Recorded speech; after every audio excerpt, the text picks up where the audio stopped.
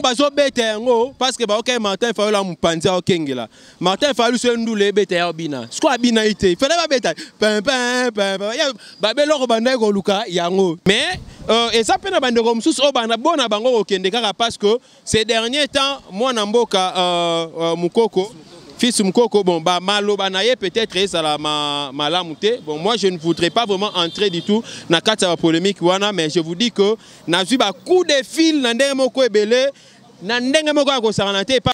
Mais là on a ko sepelate biso to bundi trop pour na kombo ya Tshisekedi, to bundi trop pour na kombo ya Félix, to bundi trop pour na kombo ya IDPS, enfin to bundi trop pour na ko pouvoir autozana yango.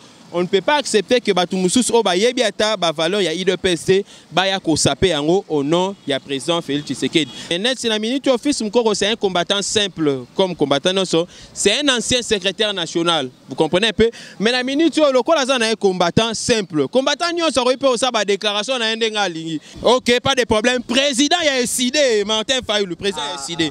Parce que le président la Moukate, na la Mouka a porté parole, Mikolo peut ba bengani. Ba pimela ke pe maloba oui. On a nommé par le président Félix Tshisekedi, proposé par Jean-Marc Akabound, le président AI de l'UDPS. Très heureux de vous savoir nombreux. Liboso va poste téléviseur na bino, ba machine na bino, ba téléphone na bino, ba portable na bino, etc. Bofandi boso landa CL News pour na ba information nyonso pour avoir information, nous sommes tous les bagages, la culture, la politique, la sociale, information tout, surtout et pas un héritier maestro, le maître de tous les chroniqueurs, le maître de tous les journalistes et internet, nous tous les barons, les coloniaux sont, n'a pas si nous bamboté, n'a pas si peu mboté. Précisément d'abord na le roi patron, la patronne, la patronne. Christelle Mamou, Christelle la Rose, Christelle Lumpungu, Christelle la Rose, bonjour nayo, na molongani nayo, Papinzo la Meso, bonjour Nabino, bonjour à Vanessa Moussaou, ma consoeur que je suis avec elle ici, bonjour Nabino, tout au bozo la Nabiso, les lots héritier maestro, na memeli binoli solo, ya politika, politique. Donc je suis dans la politique aujourd'hui. Je suis précisément à la base de l'UDPS. Naza awa na katia base, il y a UDPS na limité. Toye kozwa ba renseignement, toye kozwa ba information à propos ya nyonso oyo leka na katia politique na biso ya lelo. Awa boye na katia base na kokutana na oyo to bengi président Gustave Lutumba. Président Gustave Lutumba, bonjour. Bonjour moi Namboka. Président Gustave namoni déjà on dirait oyokanaki na micro na ngai po bosa concordance. Il y a solo Mikolo, tu as un système qui a blé présidentiel parce que moni président Fati a betaka blé. Donc ce que notre un système on a blé présidentiel, un micro blé présidentiel. Dégâts donc micro na biso ya CL News na bleu présidentiel. En tout cas Christelle Mamou, yoki makambango. Ouais président Gustave Lutumba. Na préféré d'abord na bandeko tout ba Hollanda yo na poto au mécanan ko se présenter bien que était batumsu ba yebi yo mais au bazo découvrir yo lisusu au se présenter fonction na kati ya UDPS et Zalini. Merci beaucoup kombo nange Zali Gustave Lutumba ndongolobi na kati ya UDPS nazali secrétaire exécutif national chef ya département ya sensibilisation conscientisation et recrutement. Donc, pour recruter Batou, Koko Tsabango, Nakati à IDPS, comprendre la charge où Ezali, Nassima Yamoukongo. Et à part ça, Nazali, secrétaire général, il y a collectif, il y a un parlement de Bounyonso, donc Ngaïnde le secrétaire général, mais aussi, Nakadra SBL, Nazali, coordonnateur principal, il y a Azafach. Azafach Ezali, association pour le soutien des actions de Félix Antoine Tshisekedi. Nengo Sukisina Azafachi, Tombeto Bandela, président Gustave. Comment le président a eu pouvoir? Pouvoir, il y a président, pas même 3 mois, pas même 100 jours. Mbalamoko, création ya ba Asbel ba association et création neti Mboula, c'est quoi au juste ce phénomène? Merci beaucoup. Ezali ba mususu bazwa na système ya kijalelo, hein, c'est-à-dire baye a tamsuna moi 2 personnes 3 personnes à salikara moi association mora bambi yango kombo ezanga objectif ezanga finalité, vous comprenez un peu, et ngai na koki kolobate que ba bengana ba association parce que bon ngana l'état té ministère de l'intérieur ezali ou ezali ko enregistrer ba association na ba parti politique, mais lo ngana rosenga ezali nini na bandeko oyo bazali ko sala ba association, il faut ba objectif ya association ezali ni ASBL net biso Azafach, c'est une association où ils ont créé après élection à président Félix comme président de la République, mais Azafach ils ont créé depuis 2018, donc depuis le 13 juin 2018 ndeto créaka Azafach Ezalaki, association pour le soutien des actions de Félix Tshisekedi. Là, il n'y a pas le nom chef de l'État, il n'y a pas le nom président. Mais il n'y a que Félix Tshisekedi. Parce que tant que Abimi président, il y a UDPS, Naba 20 Ezalaki, et tant que parlementaire debout, et tant que secrétaire général à collectif, nous sommes parmi les gens qui ont milité pour l'unité du parti. Nous avons été aussi les délégués. Et nous sommes parmi les gens Oyo, Baboustaka pe Babouskilaka na kati ya congrès, de sorte que l'élection est salama na butu wana. Et ngana zalaka auteur kutu ya mention o na lobara na président ya plénière que ndenge zabo eto ke kana ba élection parce que alinga to kende na consensus ngana boy ngana bi faut président na biso akobima azala na crédibilité. Il faut to ke na ba élection soit par bulletin ou soit par main levée. Et ça a été ma proposition et ça là qui peut apprécier. Et tant qu'il y a bien président de la République, je suis un Tshisekediste, je suis un vrai idopicien. Na protégera ba valeur ya parti na biso et je ne pouvais jamais accepter que Batumoro boye babanda kwa commettre bâton en roue. C'est ainsi que naissance il y a Azafach et Salama qui pour accompagner le président Félix cette fois-là. Président IDPS non pas encore président de la République na ba action nyoso ya kokaki kosala. Donc c'est ça, mais tant que président de la République nesko to komi ko bete yango moi libanda parce que là tozalaki trop na kati ya parti na kati ya CC, mais ce que lokola akomi mutu moko ya batu nyonso c'est ainsi que moni pe na cadre ya ko soutenir ba projet na niveau national ndepe biso Azafach to komi ko se déployer. Mais je sais que il y a d'autres associations au baye na bango kaka sans objectif baye ka ki dialelo, mais ngai nazo banda ko sabino que je suis d'abord fils de la maison, nazali secrétaire exécutif national, chef il y a département, il y a sensibilisation, recrutement et conscientisation. Donc Ozanakati Azafach, c'est l'une de mes missions au président. Après ça, nakati nomination au nomanga parce que n'a nommé par le président Félix Tshisekedi, proposé par Jean-Marc Akabound, le président AI de l'UDPS. Donc c'est-à-dire que j'ai la confiance. Président Gustave, je crois wana au lobeli mingi Azafachi au expliquer bandeko tout bazo landa biso pour pas comprendre que était Azafachi et bandi parce que le président a eu pouvoir. Mais comment est-ce que aux autres juger Asbel ou aux autres ben le roi Jalelo aux autres juger en ondeni au moins quelque part bozo lukabo bosa lire combo ya président bandeko wana tolongo la Azafach na kati bazo lukaba sa lire combo ya président parce que comme kolomba na bandenge moko boye ya bien té président du pouvoir ralelo et comme o ya bima boye kingadi donc c'est quoi au juste aux autres juger bangoné bon ngai na lobby que ngana koyi ko boya bango té parce que na ministère de l'intérieur té. Mais là, on a separaté biso tobundi trop pour na combo ya Tshisekedi, tobundi trop pour na combo ya Félix, tobundi trop pour na combo ya IDPS, enfin tobundi trop pour na koza pouvoir autozana yango.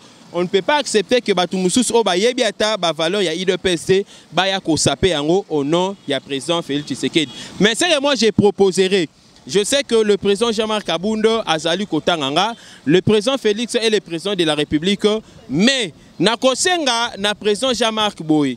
Mututu oya kolinga komisala que azali association moko ezali ko soutenir président Félix Tshisekedi. Il faut aya na kati ya parti à présenter vision na ye, à déposer statut na ye. Ce qui le président Kabound a moni que vision wana oya zana yango ezali ko balana na vision un chef de l'État, on va lui interdire et à la longue moi je demanderai au président AI ata yete même par le chargé à communication, yé a sali document peut si chargé à communication, à ça la lecture, y a ba association où ils allaient reconnus. Nakata UDPS soutenant le président Félix Antoine Tshisekedi. Président Gustave Lutumba tozana yo tozo beta lisolo lisolo o etali UDPS mobimba pe lisolo o etali politique otuko le soulever point moko lobby association nyonso o ezo botama baya ko se enregistrer neti lelo eza moko na bino fils Mukoko le président fils Mukoko toza pe na ba respect belé pona e combattant pe munene de konabino oyo azo sala lelo j'étais informé que non il fallait lelo toza vendredi le 5 si je ne me trompe pas avril le samedi oui samedi le 6 avril la sortie officielle il y a Asbel na yepe ba combattant Tshisekediste armée des combattants Tshisekediste boyo bâtisseur Tshisekediste la ngo libanda ya parti. Et puis bino awa boza na kati ya parti na moni batu o bakei ko rendre visite ko soutenir yete ça veut dire quoi au moins parce que aza moko ya ba membre na bino bozo reconnaître association na yete to asali association na eza or ba association lokola o eza kati ya OK merci omoni na uti obeta lisolo moko awa kala mingi te na lobi lisolo ya vision vous comprenez un peu. Lobby tozalaka na ba association mususu banda ko ya awa na ba mouvement citoyen mususu banda ko ya awa ba ye a ba ju crédibilité ba bimi libanda bandi ko funga IDPS bandi ko combattre IDPS la même chose aussi ba association mususu ko za nango créer le lot mais pas na objectif ya ko accompagner IDPS mais na objectif peut-être créer crédibilité lobby na yango ba exploiter bango na ba ennemi. Il y a IDPS pour n'avoir pas IDPS. Mais je ne dis pas que le camarade Mukoko a qu'un sens ouana. Mais ce qui peut être lelo et ça l'ita msous que non ba cadre msous ba kendete. Bon comprenez net a tozana matanga na kati. Peut-être la msous ba kete na raison ya matanga. Bon mutu msous ta msous akeite pour na ACPLI na ekaraté rokende. Bon net ngape na soit invitation na ye mais je suis empêché. Pourquoi? Parce que non seulement on a l'émission mais soit na silisi awa naza na rencontre moko oyo bandeko babenga nga pona okende ko expliquer o ezali vision ya Azafat donc il faut na kende kuna ndo monenga déjà nazo bongama pona kokende et ko permettre et à part ça naza na bandeko o ba na kasumbale ça oh il faut na 16h awa naza na bango en relais donc ba ça la réunion ba présenter comité provisoire il faut nga naza na bango en relais ne babiloko o permettre nga ité vraiment na kende mais et ça peut na bandeko msusu o bana bona bango okende kaka parce que ces derniers temps moi na mboka Mukoko fils Mukoko bon ba maloba na ye peut-être ça la malamute bon moi je ne voudrais pas vraiment entrer du tout na kati ya polémique wana mais je vous dis que na zui ba coup de fil na ndenge moko ebele pas batou mais pourquoi il se comporte comme ça pourquoi il se comporte comme ça on est en politique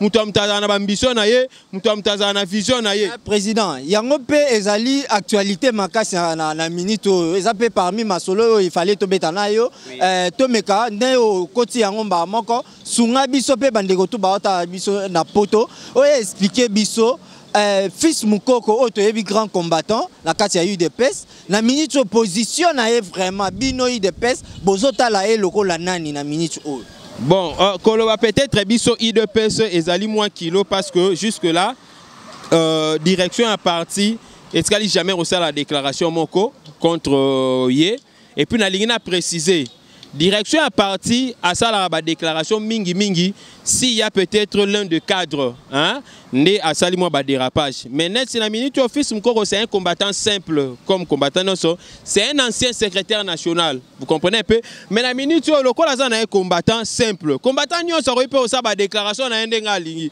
et le but non c'est combattant ça déclaration na ndenga lingeli il faut président Jean-Marc Kabunde a tellement loba non c'est pas un simple combattant, un combattant influent. Non, écoutez, combattant influent, oui, non, combattant influent, c'est un combattant qui pour le moment n'a pas de responsabilité au sein du parti. Donc ce qui est à la que Azanet Tibabiso parce que n'a pas secrétaire exécutif national.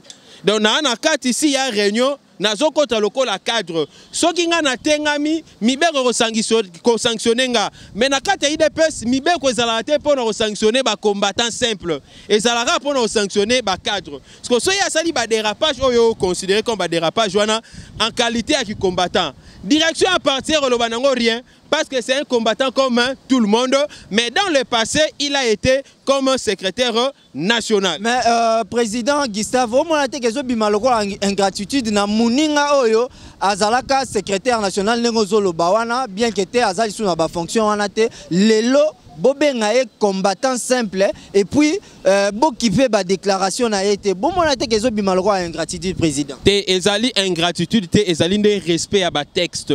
Vous comprenez un peu ça, ingratitude. Et puis, na linga trop te ko mais la pena bilo kwana parce que nga na linga nde so bato ngambu ba lobi buzo bande na sokoli bango parce que je sais que c'est un combattant, il est toujours dans l'IDPS. Lobby a ko se ressaisir, vous comprenez, parce que tout le monde arrivera à un moment donné au tengami pe. Mais un moropé au zongi. Bon, je ne dis pas qu'il y a Tengami, mais je dis tout simplement qu'il doit être conscient et responsable face à l'acte au Azali opposé parce que nous sommes dans un terrain politique. On doit nettoyer aujourd'hui pour que demain ça soit meilleur. Ceux qui déjà le loyo bandi ko baby c'est comme c'est un salité lobby orolukabat ba ko fan de la pona roler la peut-être ça nywana muto rozalate ko lobo ba comme ki masai nanga mais ça san o yomoko au baby saki lobby. Mais je ne dis pas que à BBC hein donc nazo répondre juste kaka na ba question o yo opposé ngai. Merci beaucoup, c'est CL News, abonnez-vous massivement parce que information nga awa ils a parlé toyaka na biso toyaka ko sa ba émission bokozala informé à la seconde makambutu et kobana koleka donc profitez de vous abonner yo mutozo ta biso s'abonner na te s'abonner na CL News Mamou Christelle et Lupungu a Papinzo la meso bota la ngai tozana président Gustave to glisser muke na komi wana na moni ba combattant bazo yima na kati kuna matanga eza wana mais ba combattant bazo yeba te matanga eza na kati eza ya nani combattant to bokoma ko faire louer bureau espace ya siège et comme sika ya kolela bibé parce que les combattants n'en servent même rien. Au moni makambango na tikoloba ya ba combattant il faut yeba que ce n'est pas tout combattant ndayebi comment parti et fonctionnaka. Des fois, ça peut-être un combattant où il a trop de temps sur la cellule, trop de peut-être dans la fédération, trop de peut-être dans le parlement debout parce que là aussi, il y a les analyses où il mingi, mais beaucoup plus que ça a na kati ya parti et puis na ba responsabilité. Awa soki mutu akufi et kazala ko assumer responsabilité moko ya makasi et que to monitore ko lela libanda te to bito lele na kati to lela na kati. Ndeko oya akufi wana azali protocole. Hein? Azali protocole o ya biso na kati awa abandi ko servir banda le lote à servir temps et belé mais sauf seulement que lelo ezaki na matinée politique o il fallait qui est salama parce que le programme ya matinée politique est pesamaki mais il fallait qui le chargé à communication a relayé déjà message que banda lobby que non lelo et que ça l'a annulé.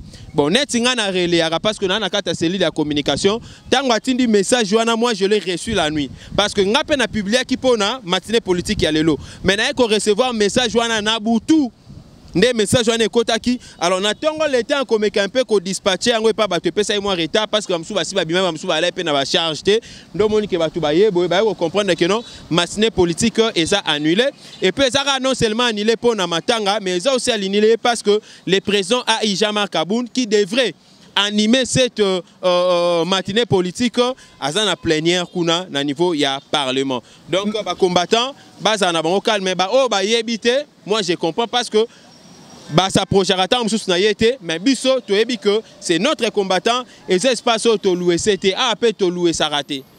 Merci beaucoup président Gustave tozo kita malembe déjà tozo komanasuka mais ndongo uti ko épingler lisolo ya président AI Jean-Marc Aboun en bureau provisoire ya Assemblée nationale la ministre Oyo eza installé si je dois pas me tromper. Président Jean-Marc Aboun Lokola, président adjoint, vice-premier président et Assemblée nationale. FCC Bazui, président et Assemblée nationale, Maman Nabiso, maman Janine Mabunda. Mais apparemment, quand on est le roi, par le gâteau, mon boye, yo parti, on a parti, boye, comme ça, isolement, tu as la mouka, bafanda kuna ba baza kutuna place te, bisone muto konza. Ndeko, au moins nga na comprendre na mboka oyo eza na mwa clique ya batumo we balingi te IDPS ça se retrouver, balingi te ba combattant ba se retrouver. Ah donc bokomi ko ça ande ke bo se retrouver parce que nazo kende.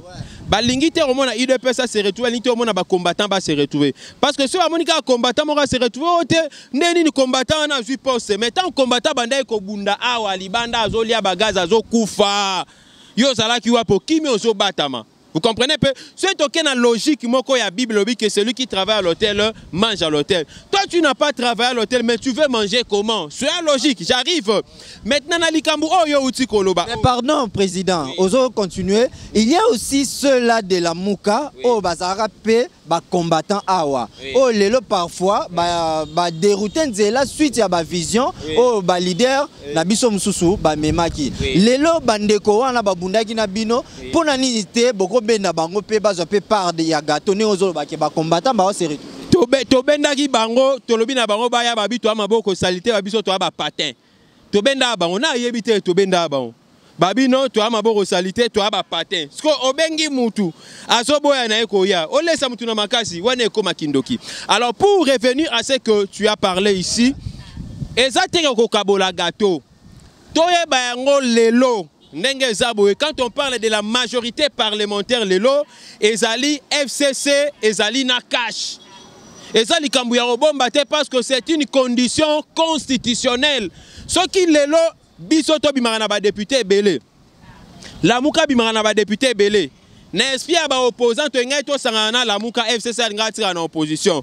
Mais logique otozana yango et sali que na kati parlement mutu oyo azana ba député beleza FCC. Et puis faut boye bango que tout robe indépendant ba te na kati parlement ba te. Toi na 3 blocs. Toi na FCC, toi na la muka, tozana na cash. Siko ceux to sangisi FCC to sangisi plutôt cash. Na la muka toko bimisa jamais la majorité. Or, constitution que Premier ministre, il faut abîmer la majorité parlementaire. Si on tali FCC plutôt, la Moukaza est 80, Biso toi on a plus ou moins 40. So sangi si to sali 120. Donc to combien à la moitié té. Si on prend la majorité parlementaire, il faut qu'on a 251 députés. D'où il faut ceux qui sont na cash na la mukato sanganaka. Tolinga to kende ko buka lisusu 131 députés na ngambu ya FCC. C'est-à-dire elinga zalaka FCC cash la muka elinga changer te batu batika kokosa batu. Elinga ko changer te. Mais le ko la biso ne mutu to gagner ba élection biso to refanda libanda te. Il faut biso ne to za na kati yango moni condition constitutionnelle est obligée biso to sangana na FCC. C'est une circonstance où nous devons accepter. To sangani pona oluka bola mu ya peuple congolais na kati na biso ande il faut premier ministre abima mais nous allons marcher ensemble. Soki sko bango bazui vice-président plutôt présidence et assemblée nationale. Biso tozui vice-présidence et assemblée nationale. Ezali sumu te. Apparemment FCC azaka likolo. Non, batupe la muka ba moli bango pe bazui ma poste mo boywana se wana. Bazui poste. Bazui poste. On comprend te. Ben yango moi poste mo boya. Bazui moi poste mo ça dire ko kitana biso te. Bazui pega poste mi balé. Siko soke zala keno biso na FCC to zala mutema mabeto nga to lingela bango boule. Ba poste nyo sera abiso moro. Mais apparemment, selon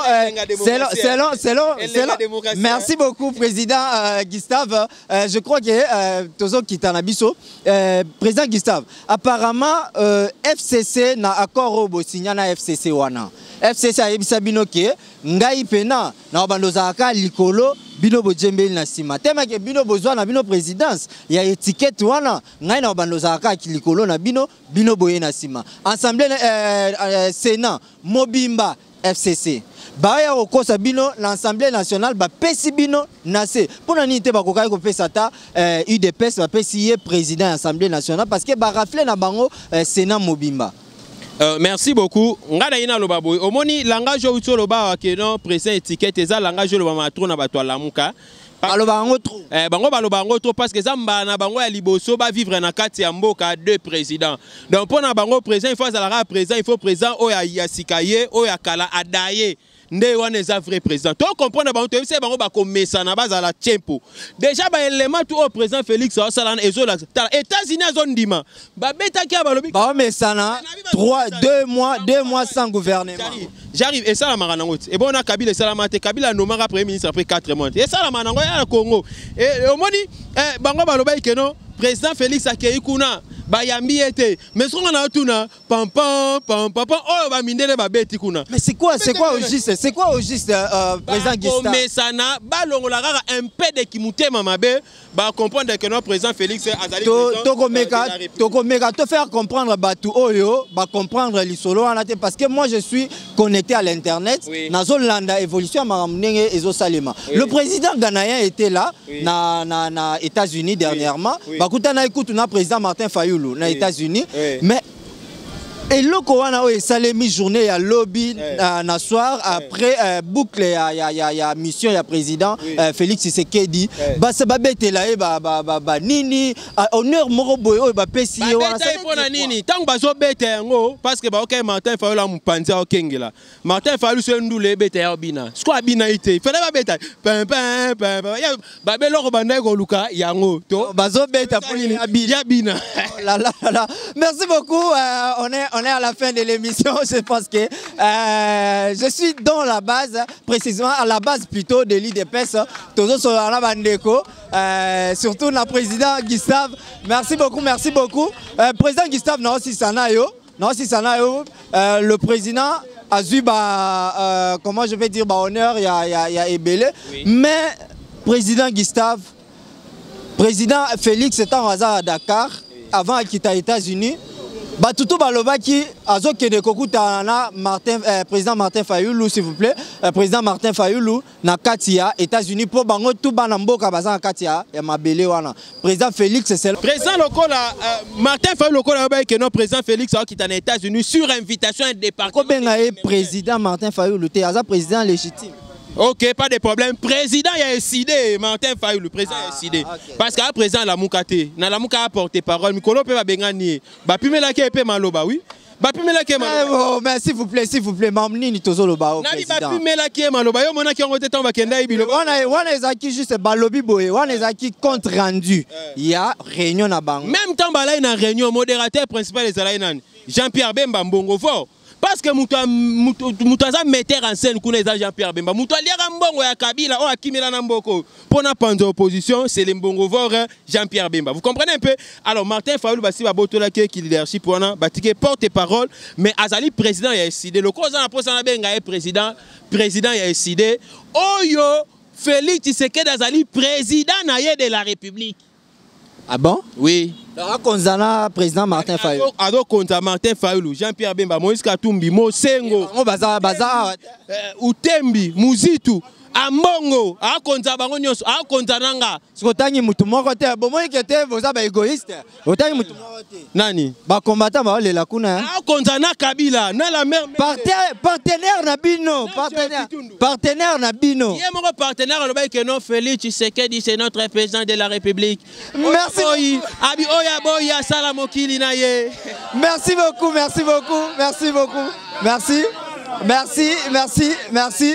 C'était le président Gustave Lutumba, le président de Asafachi,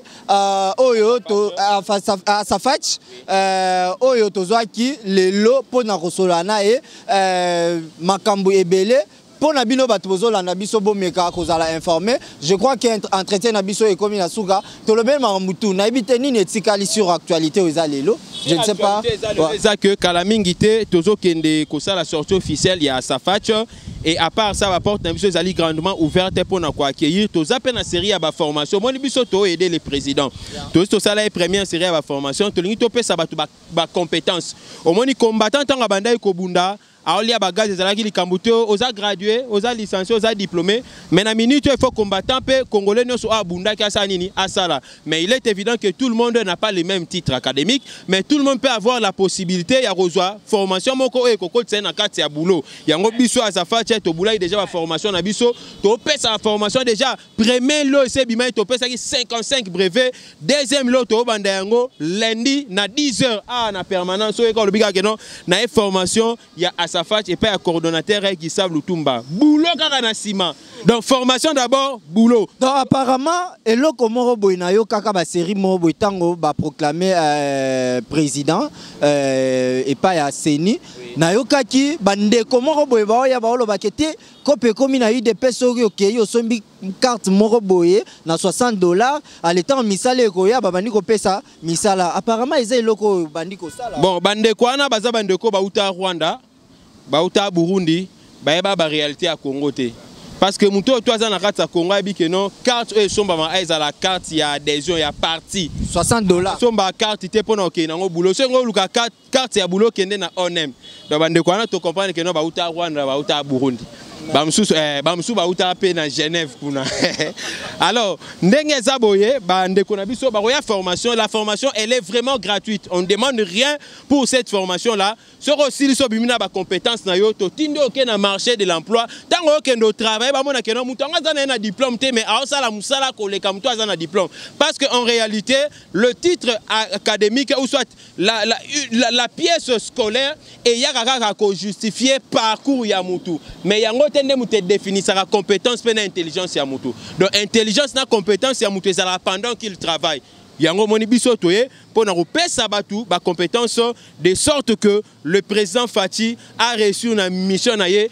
ya la lutte contre le chômage mutu akolinga robenga biso na kati ya pona cadre ya sa Fati robenga biso numéro tozali ko pesa plus 243 89 457 33 88 deuxième numéro ezali plus 243 989 703 à la fin tout ça pe na WhatsApp soro bengi biso orozwa biso mais pour na to chité to lo baboye numéro bandela numéro ba combattant ba plus 243 89 457 33 88 deuxième numéro ezali plus 243 989 703 na suka tolobi numéro na pesa na WhatsApp mais pour na to suki sa tolo baboye na kati ya Congo président de la République kombo na ye Félix Tshisekedi na kati ya Afrique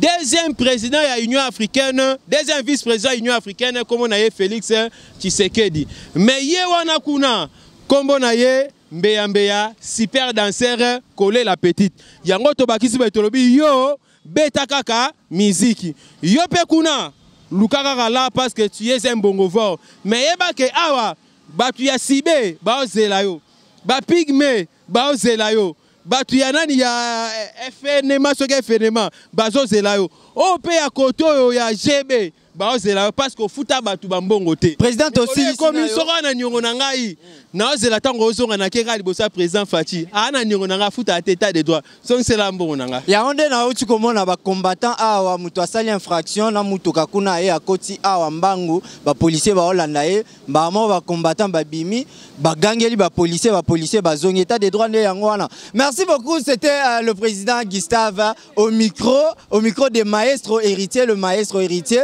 il a précisé que mutu wana yaki awa parce qu'il a sauvé vie na mais tanga komi ba combattant monika que non à sale infraction mukamate bakangie biso to président nga nazalaki nga solo na ba policier nga nazalaki étant journaliste to silisi président na silisi na yo déjà na yebi que yo po boa kaka mabanga mais moi eloro moko boye siko na itina micho bosi bo kaboli na bino ba gouvernorat bino bozui province ni na province ni parce que cop na bino na FCC yangwana te to kaboli ba gouvernorat te na lingi na préciser cop ya na bongo président zo ba te to kaboli ba gouvernorat te to gagner beaucoup plus biska autoana ba député belé to gagner parce que c'est facultatif soko za na ba député provinciaux bisika wana te o bima gouverneur ndenge nini Et alors, les Angli Sibiso, Tobi Manaba, sénateur, Mouké, Topeto Sangaba, sénateur, c'est parce qu'on n'avait pas beaucoup de députés provinciaux. Dès lors, il faut comprendre prochainement, tant qu'on voter président de la République, voter par députés nationaux et belés, voter par députés provinciaux. On va voter sous président quand parce que en 2023, il y a président Kamere, il y a un président, il dépêche sous le président. Non, le problème est ça, mais le président Azana, mandat est à 5 ans, une seule fois renouvelable. Donc, il y a renouvelé, il cache n'est qu'on renouvelé. Donc, le président Kamere peut parler. Et selon l'accord. Na comprendre parce que cache est dans plateforme, mais c'est le peuple qui est souverain. Okay. Merci beaucoup. On a fini avec le président Gustave Lutumba. C'était moi, héritier maestro, devant le micro, votre humble serviteur. J'espère que non. Tokokuta na mbala sima toza awa na cadre kaka ya kolukela bino ba information. Christelle Rose, Christelle Lupungu Mamou, au mona boulot ndenge esalema na malembe. Tolobi mon vieux Papi Nzola Meso, derrière la caméra. Donc voilà, Vanessa Moussaou, Nalela Binofor, Batutu, vous s'abonnez à CL News pour vos informations, l'issous Makasi Koleka. Abonnez-vous surtout, prochainement avec d'autres informations. Merci beaucoup.